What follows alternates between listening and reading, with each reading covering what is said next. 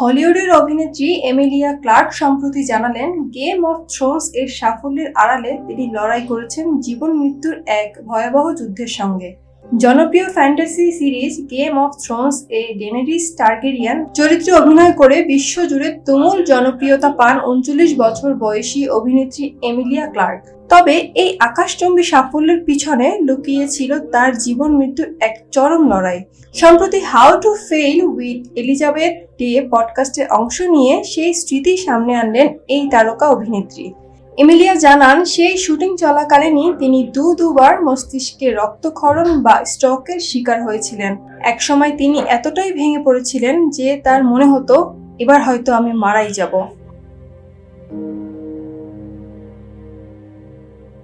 প্রথম ঘটনাটি ঘটেছিল গেম অফ থ্রোনস এর প্রথম সিজনের শুটিং শেষ হওয়ার পরপরই। লন্ডনের একটি জিমে ওয়ার্কআউট করার সময় হঠাৎ জ্ঞান হারিয়ে পড়ে যান তিনি।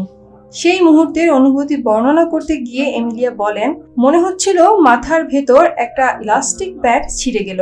হাসপাতালে নেওয়ার সময় চেতনা ধরে রাখতে এবং নিজের স্বপ্নের অভিনয় পেশাটাকে বাঁচানোর তাগিদে তিনি বারবার মনে মনে নিজেকে বলছিলেন, আমি একজন অভিনেত্রী, আমাকে জেগে থাকতে হবে। সুস্থ হওয়ার পর এক গভীর অপরাধবোধ ও লোকলজ্জা তাকে গ্রাস করেছিল। তিনি সারাক্ষণ ভয়ে থাকতেন প্রযোজক বা নির্মাতারা যদি তার এই অসুস্থতার কথা জানতে পারেন তবে তাকে দুর্বল বা অক্ষম ভেবে শো থেকে বাদ দিয়ে দিতে পারেন।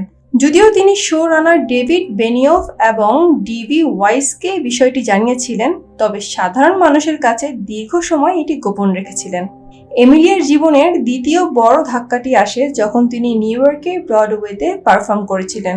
সেখানে তার মস্তিষ্কে দ্বিতীয় অ্যানিউরিজম ধরা পড়ে এবং জরুরি অস্ত্রোপচার করতে হয়, যা তাকে প্রায় মৃত্যুর কোলে ঠেলে দিয়েছিল। সেই ভয়াবহ স্মৃতি রোমন্থন করে তিনি বলেন, হাসপাতালের চিকিৎসকেরা প্রতি ৮ ঘন্টা পর পর আমার বাবা মাকে বলেছিলেন যে আমি আর হয়তো বাঁচব না। এই দ্বিতীয় স্ট্রোকটি তাকে মানসিকভাবে পুরোপুরি ভেঙে দেয়। নিজের শরীর ও মস্তিষ্কের উপর থেকে তার বিশ্বাস উঠে গিয়েছিল।